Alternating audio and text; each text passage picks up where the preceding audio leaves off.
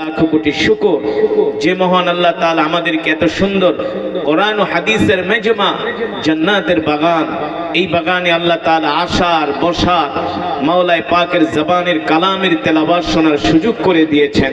এজন্য আমরা শুকরিয়াতান আদায় করি আলহামদুলিল্লাহ।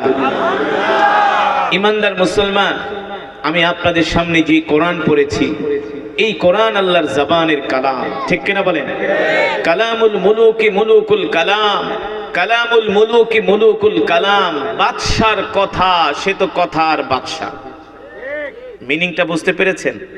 বাদশার কথা, সে তো কথার, অর্থাৎ যে যত বড় তার কথাও তত বড়, যে যত দামি তার কথাও। আপনারাই বলুন, আমার রবের চেয়ে এই পৃথিবীর জমিনে আর কারো দাম আছে? আমার রবের কথার চাইতে এই পৃথিবীর কোন রাজা বাদশার কথার দাম হতে পারে?